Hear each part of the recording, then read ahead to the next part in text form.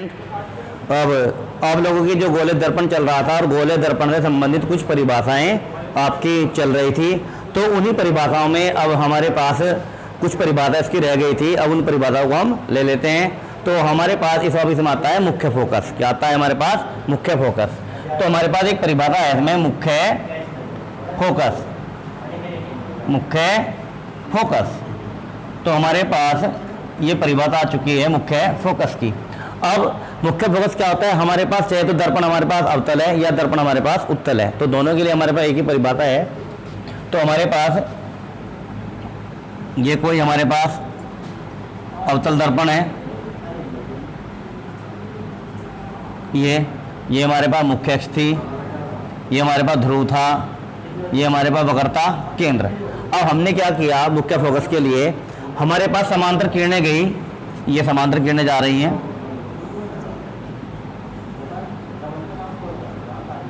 और ये समांतर किरण क्या गिरी? दर्पण पर टकराई, और दर्पण से टकराने के बाद वो परावर्तन हुआ उनका, और परावर्तन होने के बाद ये किरणें मुख्य अक्ष के जिस बिंदु पर मिलती हैं, मुख्य अक्ष के जिस बिंदु पर मिलती हैं, वह हमारे पास क्या कहलाता है? दर्पण का मुख्य फोकस कहलाता है। अब ये किरणें क्या हुई? यहां से टकराई और ये यहां पर आई,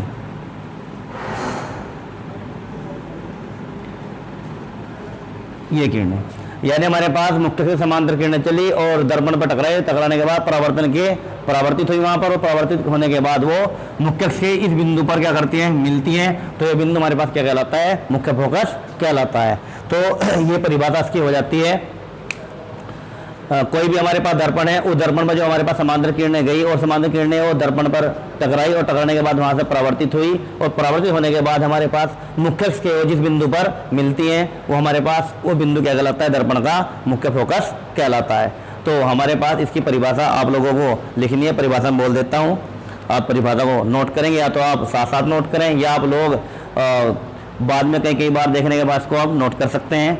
तो हमारे पास परिभाषा हो जाती है, गोलीय दर्पण के मुख्य अक्ष के समांतर चलने वाली किरणें दर्पण पर टकराने के पश्चात जब वो मुख्य अक्ष के किसी बिंदु पर क्या करती हैं? मिलती हैं, तो वो बिंदु हमारे पास मुख्य फोकस कहलाता है, मुख्य फोकस कहलाता है। इसके बाद हमारे पास एक परिभाषा और है, फोकस दूरी। तो हमारे पास एक परिभाषा और है, फोकस दूरी। फोकस दूरी। अब फोकस दूरी क्या है हमारे पास? जो हमारे पास दर्पण पर ये जो ध्रुव नजर आ रहा है आप लोगों को, और ये हमारे पास मुख्य फोकस है, जो इन दोनों के हमारे पास बीच की दूरी है वो कहलाती है हमारे पास फोकस दूरी। ये हमारे पास कहलाएगी फोकस दूरी। तो परिभाषा किस प्रकार से दे सकते हैं फोकस दूरी की, कि हमारे पास दर्पण के मुख्य फोकस और ध्रुव के बीच की दूरी को फोकस दूरी कहते हैं। इसे एफ से व्यक्त करते हैं, अब हमारे पास एफ में और आर में संबंध होता है, तो संबंध होता है हमारे पास एफ बराबर आर बटे 2। आर क्या है हमारे पास? वक्रता केंद्र हमारे पास ये है, और ये हमारे पास ध्रुव, तो इनके बीच की दूरी क्या कहलाती है? हमारे पास वक्रता त्रिज्या कहलाती है, और ये वक्रता त्रिज्या कितनी है हमारे पास? आर। जो हमारे पास फोकस दूरी होगी किसी भी दर्पण की, वो वक्रता त्रिज्या की आधी होती है। तो ये संबंध भी आप लोग नोट करेंगे, उसको याद रखेंगे। तो अब हम इसमें अवतल दर्पण जो हमारे पास होता है, अवतल दर्पण के द्वारा जो प्रतिबिंब बन सकते हैं, उन प्रतिबिंबों के बारे में अब हम पढ़ेंगे। तो यहाँ देखते हैं, उनको हमने एक टेबल के माध्यम से आपको यहाँ पर बता रहा हूँ। तो हमारे पास लिखा है अवतल दर्पण द्वारा प्रतिबिंबों का बनना। तो आपको पास ये जो 6 पॉइंट लिखे हुए हैं हमारे पास दर्पण के, अवतल दर्पण जो हमारे पास होता है, इनमें से आपके पास एग्जाम के अंदर 1 नंबर का क्वेश्चन पूछा जाता है। इसी प्रकार हमारे पास लेंस भी हो गए, आगे लेंस पढ़ाए जाएंगे, लेंस में भी इस प्रकार की टेबल होगी, या तो वहाँ से 1 नंबर का क्वेश्चन या फिर यहाँ से 1 नंबर का क्वेश्चन आपके पास आता है। अब इसे देखते हैं। इसने लिखा है कि हमारे पास वस्तु की स्थिति लिख रखा है, प्रतिबिंब की स्थिति हमारे पास, प्रतिबिंब का आकार है और प्रतिबिंब की प्रकृति। अब इन पर बात करते हैं, वस्तु की स्थिति किसे कहेंगे और प्रतिबिंब की स्थिति क्या होगी और प्रतिबिंब का आकार क्या होगा, प्रतिबिंब की प्रकृति किसे कहेंगे। अब बात करते हैं पहले वस्तु की स्थिति की। वस्तु की स्थिति का मतलब होता है हमारे पास जो वस्तु होगी उस वस्तु को हमने कहाँ रखा है। सपोज करो मेरे पास ये मार्कर है, ये एक वस्तु है, इस वस्तु को हम जो हमारे पास अवतल दर्पण है उसके सामने हम किस स्थान पर उसको रख रहे हैं, ये कहलाएगी वस्तु की स्थिति।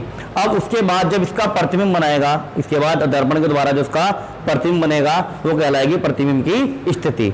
अब तीसरे पॉइंट पर आता है प्रतिबिंब का आकार। आकार का मतलब होता है हमारे पास जो प्रतिबिंब दर्पण के द्वारा बनेगा वो प्रतिबिंब हमारे पास छोटा बनेगा या बड़ा बनेगा, या वो किस प्रकार का प्रतिबिंब हमारे पास बनेगा, वो कहता है हमारे पास प्रतिबिंब का आकार। अब बात आती है प्रतिबिंब की प्रकृति। प्रकृति किसे कहते हैं हम, हमारे पास वो प्रतिबिंब वास्तविक बन रहा है या उल्टा बन रहा है या सीधा बन रहा है। अब वो डिपेंड करता है हमारे पास, जब हम वैल्यू निकालेंगे इसकी v का मान निकालेंगे, भी जब क्वेश्चन आ गया आपके पास अंकित कराए जाएंगे, वो डिपेंड करता है वहाँ पर, उसका हम निकालेंगे रेखीय आवर्धन। वो रेखीय आवर्धन पर डिपेंड करता है हमारे पास वैल्यू प्लस की आ रही है या माइनस की आ रही है। अगर वैल्यू हमारे पास वहाँ पर आती है हमारे पास वैल्यू माइनस की, तो प्रतिबिंब हमारे पास उल्टा होगा और वास्तविक होगा, उल्टा और वास्तविक। अगर हमारे पास आता है प्लस का, तो उसका मतलब होगा हमारे पास जो प्रतिबिंब बनेगा वो प्रतिबिंब सीधा बनेगा, परंतु वो क्या होगा, आभासी होगा। अब हमारे पास दोबारा फिर मैं बताता हूँ उसको, प्रतिबिंब की हम जो इस प्रकृति याद करेंगे वो डिपेंड करेंगे देखिए आवर्धन पर। उसको देखेंगे वो प्लस का आ रहा है या माइनस का। अगर हमारे पास वो आता है माइनस का, तो उसका मतलब होगा हमारे पास वो वास्तविक है और उल्टा है। तो माइनस का जो यहाँ पे चिन्ह आया वो उल्टे के लिए आया है, वास्तविक या उल्टे के लिए। अगर वो आता है हमारे पास प्लस, तो उसका मतलब होगा हमारे पास वो आभासी होगा और सीधा होगा।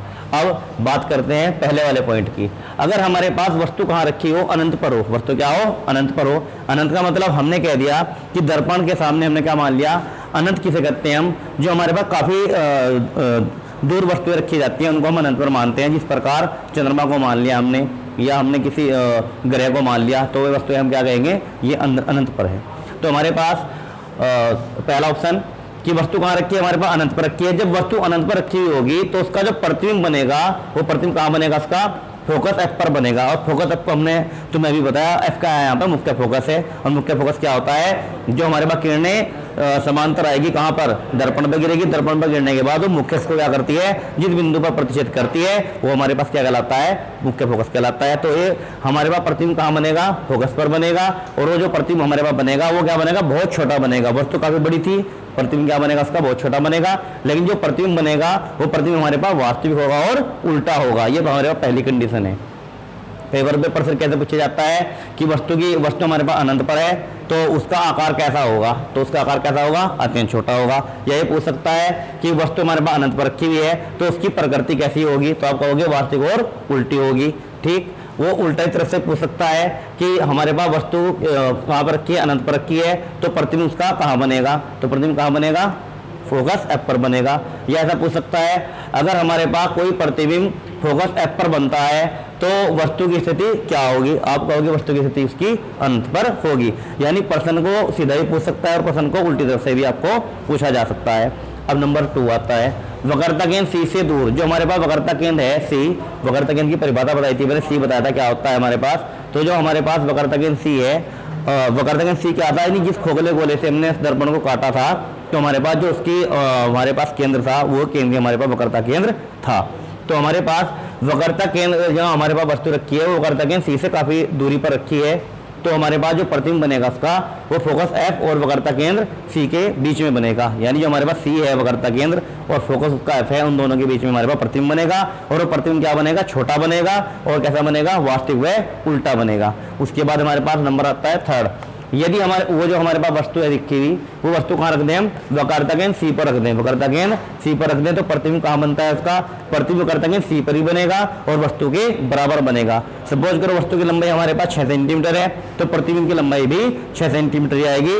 और जहाँ पर हमारे पास वस्तु रखी गई है उसी वस्तु पर क्या बनेगा, हमारे पास प्रतिबिंब भी बनेगा और वस्तु के बराबर बनेगा और वस्तु के वास्तविक और उल्टा बनेगा। अब हमारे पास नंबर आता है 4, यदि हम वस्तु को कहाँ रख दें, एफ और सी के बीच रख दें, यानी वक्रता केंद्र और हमारे पास जो मुख्य फोकस है एफ, उन दोनों के बीच रख दें, तो हमारे पास जो प्रतिबिंब बनता है हमारे पास वो वक्रता केंद्र सी और अनंत के बीच बनेगा। यानी वक्रता केंद्र हमारे पास सी, अनंत हमारे पास कितनी भी लंबी दूरी पर बन सकता है वो। और वो क्या बनेगा, वस्तु से बड़ा बनेगा, वास्तविक एवं उल्टा बनेगा, वस्तु से बड़ा बनेगा और वास्तविक एवं उल्टा बनेगा। उसके बाद हमारे पास आता है नंबर 5, यदि हम क्या करें, वस्तु को फोकस एफ पर ही रख दें तब क्या स्थिति उत्पन्न होती है। अगर वस्तु को हम फोकस एफ पर रखते हैं तो हम देखते हैं जो प्रतिबिंब बन रहा है वो प्रतिबिंब कहाँ बनेगा, अनंत पर बनेगा जाकर, और क्या बनेगा, काफी बड़ा प्रतिबिंब हमको दिखाई देगा। और हमारे पास का जो हमारे पास प्रकृति होगी वो वास्तविक व उल्टा प्रतिबिंब हमारे पास प्राप्त होगा। उसके बाद नंबर हमारे पास 6 आता है। नंबर 6 में क्या हमारे पास, अगर हम वस्तु को कहाँ रख दें, फोकस एफ और ध्रुव जो हमारे पास पी होता है, जो उसका मिडिल पॉइंट होता है हमारे पास F और ध्रुव के बीच में रख दें तो हमारे पास जो प्रतिबिंब बनता है, प्रतिबिंब हमारे पास वस्तु के पीछे की ओर बनेगा, वस्तु के पीछे की तरफ बनेगा। अब हमें पता कैसे लगेगा वस्तु के पीछे की ओर बन रहा है? अगर हम मैथमेटिकल दृष्टि से देखें, जब हम उसका आकलन करेंगे v के मान का, अगर v का मान हमारे पास प्लस का आता है, किसका आता है? प्लस का, तो इसका अर्थ होगा हमारे पास कि हमारे पास जो प्रतिबिंब बन रहा है वो दर्पण के पीछे बन रहा है। अगर v का मान हमारे पास माइनस का आता है तो उसका मतलब होता है कि प्रतिबिंब दर्पण के सामने बन रहा है। जब अंकित करेंगे इसको स्पष्ट जब करेंगे अच्छी तरह से, तो अब हम देखते हैं कि अगर हम प्रतिबिंब वस्तु को कहाँ रख देते हैं? F और ध्रुव के बीच रख देते हैं तो हमारे पास जो प्रतिबिंब बनता है वस्तु का वो दर्पण के पीछे की ओर बनता है, और जो हमारे पास का आकार होगा वो आकार उसका बड़ा बनेगा और आभासी और सीधा होगा। आभासी और सीधे का मतलब है कि हमारे पास जो रेखावर्धन हम उसका निकाल के देखेंगे, वो रेखावर्धन हमारे पास क्या निकलेगा? इसका प्लस का हमारे पास प्राप्त होगा, उसका अर्थ होगा वो आभासी है और सीधा है। अब इस प्रकार से आपको करना है, ये टेबल को अपनी कॉपी के अंदर नोट करना है इस प्रकार से ही, और ये सारे पॉइंट आपको याद भी करने हैं। इस टेबल को अपनी कॉपी में भी नोट कर लेंगे। अब इसके बाद हम चलते हैं दर्पण के उपयोग पर। दर्पण के उपयोग पढ़ते हैं। दर्पण के उपयोग, दर्पण के उपयोग यानी हमारे पास जो दर्पण है, हमारे पास उत्तल दर्पण है और अवतल दर्पण है, इनके हम उपयोग पढ़ेंगे। किसका प्रयोग कहाँ किया जाता है? अब देखते हैं इनके उपयोग। दर्पण के उपयोग,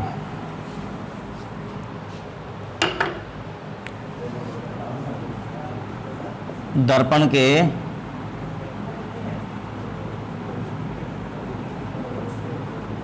उपयोग, तो पहले हम ले लेते हैं नंबर 1 पर अवतल दर्पण के उपयोग। अवतल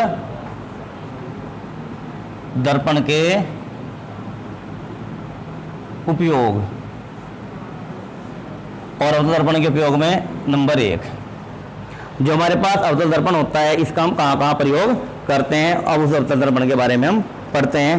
तो अवतल दर्पण के उपयोग, पहला उपयोग तो हमारे पास अवतल दर्पण का मैंने एक दिन पहले भी तुम्हें बताया था। इसका सबसे अच्छा उपयोग क्या है इसका दर्पण का, कि हमारे पास जो नाई होते हैं, नाई की दुकान पर हमारे पास जो दर्पण लगे होते हैं, उन दर्पणों का उपयोग हम क्या करते हैं? जब जो छोटी वस्तु होती है उसका बड़ा प्रतिबिंब देखने के काम हमारे पास तो दर्पण उपयोग में लाए जाते हैं। क्योंकि हमारे पास जब नाई शेविंग करता है, नाई क्या करता है? शेविंग करता है, तो बाल बहुत छोटे छोटे होते हैं, इनका बड़ा आकार देखने के लिए वो क्या करता है? तो दर्पण का उपयोग करता है। तो यानी दाढ़ी बनाने के जो नाई की दुकान पर दर्पण होते हैं, वो जब दाढ़ी बनाई जाती है तो उन बालों को देखने के लिए, बड़ा आकार देखने के लिए उनका उपयोग किया जाता है। और नंबर 2 उपयोग आ जाता है इसका, डॉक्टर जो डॉक्टर होते हैं वो नाक की, गले की या कान की जांच करने के लिए अवतल दर्पण का उपयोग करते हैं। यानी किसकी? कान की और हमारे पास नाक की और गले की जांच करने के लिए अवतल दर्पण का उपयोग करते हैं, उसका बड़ा प्रतिबिंब दिखाई देता है। अब नंबर 3 बात आता है हमारे पास परावर्तक के रूप में। परावर्तक के रूप में इसका प्रयोग किया जाता है। यानी हमारे पास कक्षा 12 में आप एक पढ़ोगे दर्शी, यानी परावर्तक दूरदर्शी। परावर्तक दूरदर्शी के लिए इस दर्पण का उपयोग किया जाता है। यानी हमारे पास वहाँ पर 2 लेंस लगे होते हैं, उन लेंसों में से हमारे पास जो एक लेंस होता है, वहाँ पर लेंस तो लगाया नहीं जाता, हमारे पास क्या लगाया जाता है? वहाँ पर अभिदर्शक के रूप में हमारे पास एक अभिदर्शक दर्पण लेंस होता है वहाँ पर, और होता है नेत्रिका लेंस। तो हम क्या करते हैं? उस अभिदर्शक लेंस को वहाँ पर लगाया जाता है, बाकी और दर्शियों में लगाया जाता है। तो वहाँ पर हम किसका प्रयोग करते हैं? परावर्तक के रूप में इसका अवतल दर्पण का उपयोग वहाँ पर किया जाता है। तो उसके हमारे पास 4 उपयोग हो गए। नंबर 1 तो नाई की दुकान में जो दर्पण लगे होते हैं, जब नाई दाढ़ी बनाता है तो वहाँ बाल का आकार बहुत बारीक होता है, उसको देखने काम आता है। नंबर 2 डॉक्टर क्या करते हैं? आँख की, नाक की और गले की जांच के लिए डॉक्टर इसका उपयोग करते हैं। तीसरा हमारे पास परावर्तक के रूप में, और नंबर 4 वो परावर्तक है हमारे पास क्या? परावर्तक हमारे पास दूरदर्शी होती है। परावर्तक दूरदर्शी का जो अभिदर्शक हमारे पास होता है, अभिदर्शक के रूप में इसका प्रयोग किया जाता है। ये हमारे पास हो चुका है अवतल दर्पण के उपयोग। अब बात करते हैं हम, हमारे पास 4 पॉइंट हुए इसके अंदर, ये 4 पॉइंट आपको नोट करने हैं। उसके बाद था हमारे पास नंबर 2 उत्तल दर्पण के उपयोग। उत्तल दर्पण के उपयोग, उत्तल दर्पण के उपयोग नंबर 1। यानी आपको जो मैं लैंग्वेज बोल रहा हूं, आपको जब वीडियो देखेंगे आप अपनी कॉपी में साथ साथ इनको नोट करते रहेंगे, और नोट करने के बाद फिर आपको ये याद भी करने, और अपने पहले कॉपी भी लिख लो, उसके बाद अपनी फिर कॉपी पर आप लिख सकते हैं। तो अब हम बात करते हैं उत्तल दर्पण के उपयोग। तो उत्तल दर्पण के उपयोग क्या है? सबसे बढ़िया उपयोग तो उसका यह है कि जो हमारे पास मैंने एक दिन पहले बोला था कि जो चालक होते हैं, यानी मोटरसाइकिल चालक या हमारे पास बस का ड्राइवर है या कार का ड्राइवर है, तो उसकी पास वाली जिस तरह वो बैठता है उसके बगल में क्या लगे होते हैं, दर्पण लगे होते हैं। वो दर्पण हमारे पास क्या होते हैं, उत्तल दर्पण होते हैं। उनका उपयोग क्या है हमारे पास, जो पीछे से वाहन हमारे पास, उस वाहन के पीछे से जो वाहन आ रहा है उस वाहन को देखने के लिए हम उत्तल दर्पण का उपयोग करते हैं। नंबर 1 इसका पॉइंट ये हो चुका है। और नंबर 2 पॉइंट क्या है, जो सड़क होती है या गली मोहल्ले में जो हमारे पास लैंप लगे होते हैं, तो जो लैंप का हमारे पास पीछे का जो पृष्ठ होता है वहाँ पर परावर्तक के रूप में उत्तल दर्पण का उपयोग किया जाता है। तो हमारे पास ये इनके उपयोग हैं, उत्तल दर्पण के और अवतल दर्पण के उपयोग। आप इन उपयोग को अच्छी तरह से देखेंगे और अपनी कॉपी में इनको नोट करेंगे। अब बात करते हैं दर्पणों की पहचान की। दर्पणों की पहचान किस प्रकार की जा सकती है। दर्पणों की पहचान,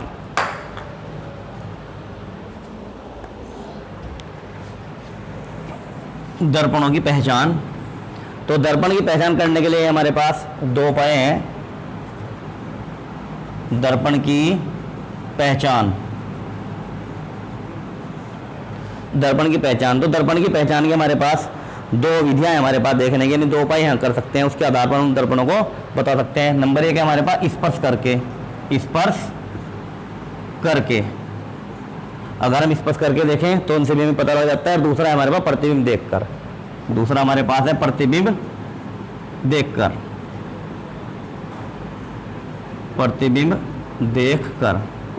तो पहला पॉइंट देखते हैं सबसे पहले, स्पर्श करके। तो इसकी हमारे पास दर्पणों की पहचान 2 प्रकार से की जा सकती है। नंबर 1 स्पर्श करके और नंबर 2 हमारे पास प्रतिबिंब देखकर। तो हम क्या करते हैं, जो नंबर 1 हमारे पास विधि है स्पर्श करके, यहाँ पर हम क्या कर सकते हैं, उन दर्पणों की पहचान कर सकते हैं जिसकी वक्रता त्रिज्या क्या है हमारे पास, छोटी है। जिन दर्पणों की वक्रता त्रिज्या हमारे पास छोटी होगी, इस विधि के द्वारा उनको हम पहचान सकते हैं कि दर्पण हमारे पास कौन सा है। तो उसके लिए हम क्या करते हैं, लकड़ी का क्या रखते हैं, पैमाना रखते हैं। और लकड़ी के पैमाने पर क्या करते हैं हम, वो हमारे पास पैमाना प्लेन होता है। हम क्या करते हैं, अगर हमारे पास वो दर्पण लेते हैं, हम दर्पण को उसके ऊपर रख देते हैं। अगर वो दर्पण उस लकड़ी के पैमाने को सभी जगह से क्या करता है, टच करता है, यानी छूता है, तो उसका मतलब क्या हुआ, वो दर्पण हमारे पास क्या है, समतल है। जिस प्रकार हमने लकड़ी का ये डेस्टर दिखाया आपको, ये डेस्टर हमारे पास है, ये क्या है, इसका पृष्ठ समतल है हमारे पास। और हमने कोई दर्पण लिया, वो दर्पण क्या कर रहा है, इसको सब जगह से टच कर रहा है, तो हमारे पास निश्चित ही वो क्या होगा, हमारे पास समतल दर्पण होता है। उसके बाद यदि हम क्या करें, दूसरा दर्पण लें, उत्तल दर्पण के बारे में बता रहा हूँ। अगर हम उत्तल दर्पण लेंगे, और उत्तल दर्पण क्या होता है हमारे पास, उत्तल दर्पण होता है हमारे पास बाहर से क्या होता है, उभरा हुआ, अंदर से क्या होता है, धसा हुआ। तो हमारे पास क्या करते हैं, जब उसको इस पर टच कराएंगे तो हमारे पास क्या होगा, उसका बीच का पृष्ठ क्या करता है, इस पर टच करता है, किनारे इस पर टच नहीं करते हैं, क्योंकि किनारे क्या होते हैं, इस प्रकार का होता है हमारे पास, वो सेब उसकी थोड़ी ये होगी, अंदर की तरफ पॉलिश होगी, और बाहर का पृष्ठ क्या होगा, ये परावर्तक होगा। जब इसको हम इस पर टच करते हैं तो उसका बीच का हिस्सा क्या करता है, दर्पण का, उस जो हमारे पास लकड़ी का जो हमने फटा ले रखा है, लकड़ी का जो प्लेट वगैरह ले रखी है, उस पर क्या करता है, ये टच करता है, और किनारे उस पर टच नहीं करते। तो उसका अर्थ हुआ कि हमारे पास जो दर्पण हमने ले रखा है वो क्या है, हमारे पास उत्तल है। उसके बाद अवतल की बात करते हैं। अवतल क्या होता है हमारे पास, अवतल इस प्रकार से होता है हमारे पास कि अंदर की तरफ हमारे पास क्या होगी, बाहर की तरफ हमारे ने पॉलिश कर दी, अंदर का पृष्ठ क्या होगा, परावर्तक होगा। जब उसको टच करते हैं तो उसके किनारे तो क्या करते हैं, टच करते हैं, और बीच का हिस्सा उस पर टच नहीं करता। तो उसका अर्थ ये हुआ कि हमारे पास दिया गया जो दर्पण है हमारे पास, वो क्या है, हमारे पास अवतल दर्पण है। ये हमारे पास है स्पर्श करके पहचान। और स्पर्श करके पहचान हम ओनली हमारे पास जो छोटी वक्र त्रिज्या वाले दर्पण होंगे उनका ही इसके अंदर उपयोग किया जा सकता है। एक होता है हमारे पास प्रतिबिंब देखकर, यानी प्रतिबिंब देखकर हम बता सकते हैं कि दर्पण हमारे पास ये समतल है, उत्तल है या अवतल है। पहला पॉइंट, ये हमारे पास 3 प्रकार के होंगे, तो समतल के लिए, एक अवतल के लिए, उत्तल के लिए। 3 पॉइंट देखते हैं इसके अंदर प्रतिबिंब देखकर।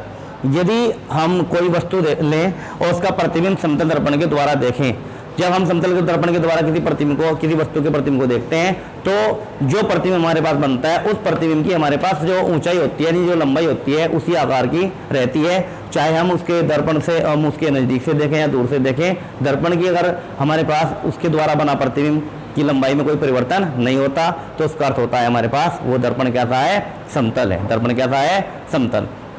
दूसरा पॉइंट, यदि वो अवतल है, यदि क्या है, वो अवतल है। तो अवतल दर्पण के सामने जब हम वस्तु को रखते हैं उसका प्रतिबिंब हमारे पास क्या बनता है, बड़ा बनता है। प्रतिबिंब क्या बनता है, बड़ा बनता है। अगर प्रतिबिंब हमारे पास क्या बनता है, बड़ा बनता है, तो उसका मतलब हुआ हमारे पास वो क्या है, अवतल दर्पण है।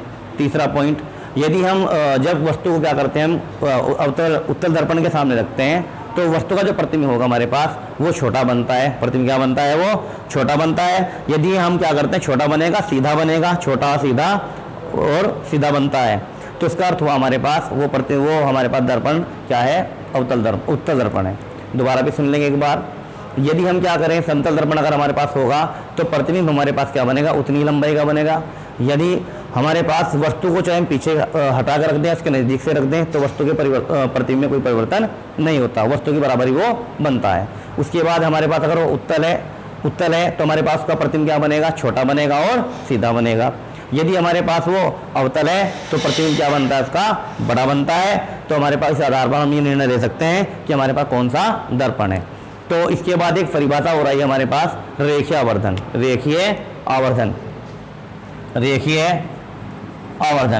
ये रेखीय आवर्धन आपके पास दर्पण में भी होता है और लेंस में भी होता है। दोनों की परिभाषा एक है, ओनली सूत्र में थोड़ा सा अंतर है, प्लस माइनस का। दर्पण के द्वारा रेखीय आवर्धन, दर्पणों के द्वारा रेखीय आवर्धन,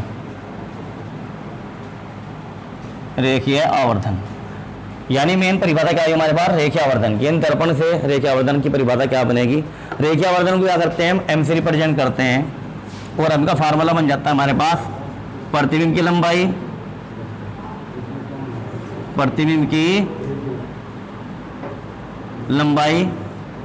बटे वस्तु की लंबाई, प्रतिबिंब की लंबाई बटे वस्तु की लंबाई। ये हमारे पास रेखीय आवर्धन का फार्मूला होता है। यानी परिभाषा क्या बन जाती है, किसी दर्पण द्वारा प्रतिबिंब की लंबाई, किसी दर्पण द्वारा प्रतिबिंब की लंबाई तथा वस्तु की लंबाई के अनुपात को उस दर्पण का रेखीय आवर्धन कहते हैं।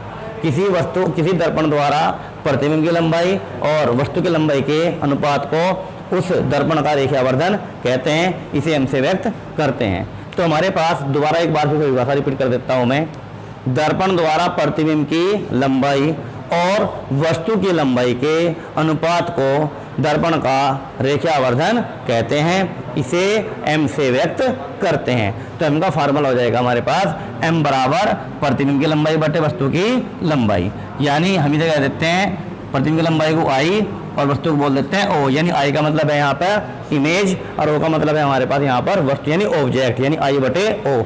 तो हमारे पास फार्मूला बन जाता है m बराबर i बटे o। और इसी फार्मूले को हम ऐसे लिख सकते हैं, m बराबर i बटे o माइनस के v बटे u। ये फार्मूला हमारे पास याद रखना है कि m बराबर i बटे u या माइनस के v बटे u। अब v क्या है और u क्या है, ये हम आपको अगली वीडियो में आपको बताएंगे। जब अंक शुरू करेंगे, हम अंक बीच में शुरू कर सकते हैं, आपको चैप्टर के लास्ट में शुरू होंगे, लेकिन इससे हम अवगत आपको पहले कराएंगे कि v क्या है और u क्या है। ठीक है, अब आप लोग इन वीडियो को ध्यान से देखें और ध्यान से देखते हुए 2-3 बार वीडियो को देखें और कॉपी पेन लेके बैठ जाएं। इनको आप नोट करते रहें, इनकी परिभाषाओं को, जो आपको प्रॉब्लम हो उस प्रॉब्लम को शेयर करें। धन्यवाद।